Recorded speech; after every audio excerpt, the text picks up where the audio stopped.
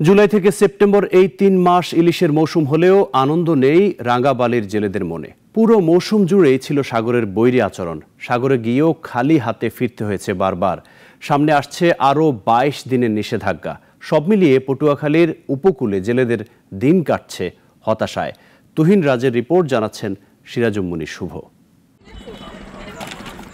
ইলিশের ভরা মৌসুম শেষের দিকে, কিন্তু জেলেদের মুখে হাসি নেই। ইলিশের আশায় সমুদ্রে গেলেও অন্যান্য মাছই ধরা পড়ছে বেশি। এতে হাতে গোনা কিছু জেলে লাভবান হলেও বেশিরভাগই ক্ষতিগ্রস্ত। গভীর বঙ্গোপসাগর থেকে মাছ ধরে পটুয়াখালীর রাঙ্গাবালির চরমন্তাজ ঘাটে ফিরেছে কয়েকটি জেলে ট্রলার। ৩-৪ দিন ধরে সাগরে মাছ শিকার করেছেন জেলেরা, কিন্তু জালে তেমন ইলিশ ধরা পড়েনি। তাই চোখে মুখে হতাশার ছাপ। জেলেরা জানান, মৌসুমের শেষ দিকে এসেও আশানুরূপ মাছ জালে উঠছে না। বড় ইলিশ পরিমাণে কম। লাভ তো দূরের কথা, যাওয়া আসার খরচও উঠছে না তাদের।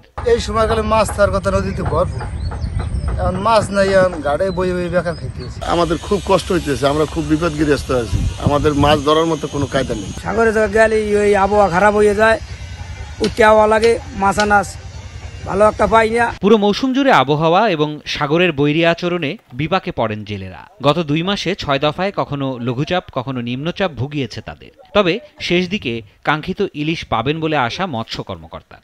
জুলাই মাস যাওয়ার পর আপনার মৌসুমী আবহাওয়ার কারণে আপনার বিভিন্ন রকম লঘুচাপ নিম্নচাপ থাকাকালীন সাগরে যারা জেলেরা মাছ ধরতে যায় তারা ঠিক তার হুমকির সম্মুখীন হচ্ছে। এভাবে যদি চলতে থাকে তাহলে আসলে যেই মানুষগুলোর জীবনযাপন সবকিছু শুধুমাত্র ইলিশের উপর নির্ভরশীল, তাদের কিন্তু জীবন হুমকির মুখে পড়ে যাবে। সামনে আবারও আসছে নিষেধাজ্ঞা। ইলিশ শিকারের সময় ফুরিয়েছে। মা ইলিশ রক্ষায় আগামী ১৩ অক্টোবর থেকে ৯ নভেম্বর পর্যন্ত ২২ দিনের নিষেধাজ্ঞা শুরু। তাই হতাশায় রাঙ্গাবালির জেলেরা।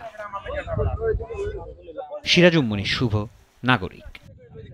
২৫০টিরও বেশি ডিজাইন অপশন নিয়ে ওয়ালটন স্মার্ট ফ্রিজ, বোঝে আপনার প্রয়োজন।